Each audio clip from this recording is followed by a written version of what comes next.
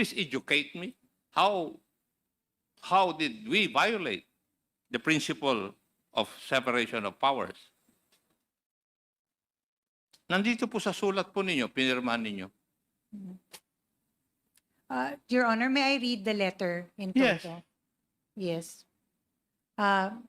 For the record, it says, the principle of separation of powers is violated when one branch of government unduly encroaches in the domain of another.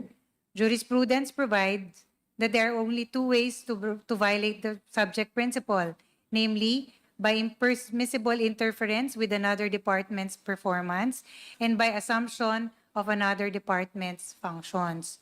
Here, it is clear that the subpoena was not issued in aid of legislation and thus exceeds the legislative power of inquiry, and its issuance impermissibly interferes with the exclusive functions of the Commission on Audit and infringes upon the independence of the Commission. And then, first, Congress has no power to participate or otherwise take part in any audit process. Obtaining any information in a pending audit clearly does not serve a legislative purpose of drafting or remedying legislation. Second, the audit decisions which the committee seeks to obtain are in cases still pending adjudication and therefore not final, not conclusive, and cannot be used as a fair, accurate, or intelligent basis for legislation.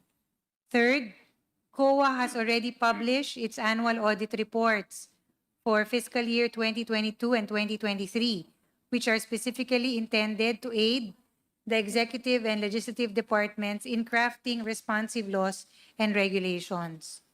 Fourth, the only purpose mentioned is to expose to the public the use of confidential funds by the offices headed by the Vice President and purportedly whether such use follow the guidelines. During the subject hearing, Representative Castro stated, since hindi po pwedeng sabihin dito yung findings, yung report o yung anumang observations ng COA, ang mga taong bayan po interesado dito sa confidential funds at kung paano ito ginamit, kung ito po ba ay sumunod dun sa guidelines. Also, as reported in the media, Representative Castro has been known to say that the Vice President has not yet satisfactorily explained the OVP spending of confidential funds in 2022. She added that the VP still has yet to account how she spent the said funds in 2023 and that she is not off the hook yet, end of quote. This is not related to any legislative purpose. There is no congressional power to expose for the sake of exposure. The determination of whether the utilization of the funds complied with audit guidelines falls within the exclusive mandate of the Commission on Audit. It cannot be overemphasized that COA has the exclusive power, authority, and duty to examine, audit, and settle all accounts pertaining to the revenue and receipts of, and expenditures or uses of funds and property.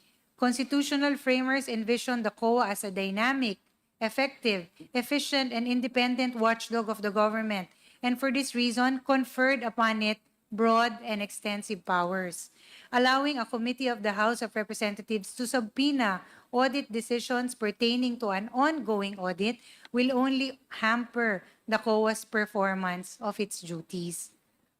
On the other hand, the determination as to the legality of confidential funds solely falls within the exclusive mandate of the judiciary.